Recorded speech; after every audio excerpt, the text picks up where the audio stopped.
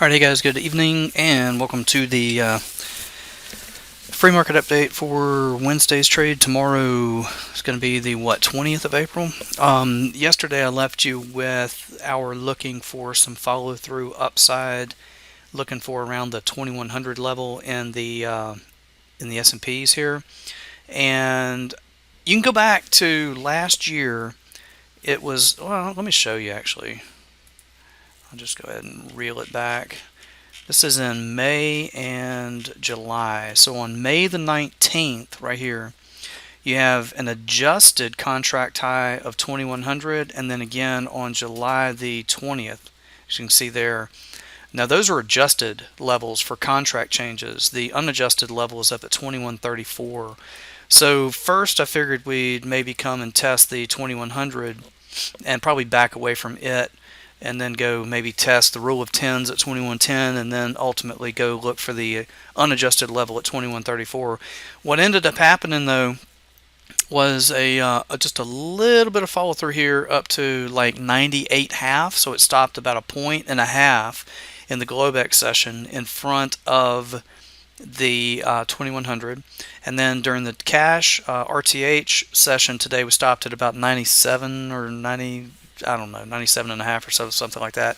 So it stopped in front of the Globex high, so it didn't quite make it into 2100. Now here's what I'm thinking. Here's what I've got. Okay, whether we make a 2100 and back away or sit down and then make our way to 2100, I don't know. I think the more difficult trade would be to back up first and then go bid for 2100, which would throw a lot of people off. And that's kind of what I'm looking for, the most difficult, i.e. market does what it has to do to confuse most of the people most of the time type thing. So that level is right essentially on the 8 EMA on the daily.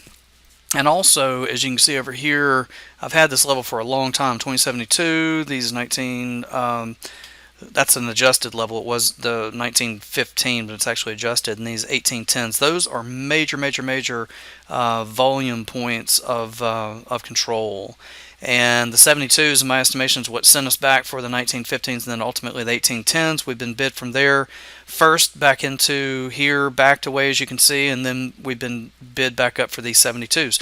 So what I think in here makes sense is we back up a little bit, test the 72s, and then go bid for the 2100s, 10s, and maybe even the 34s or whatever, something up there.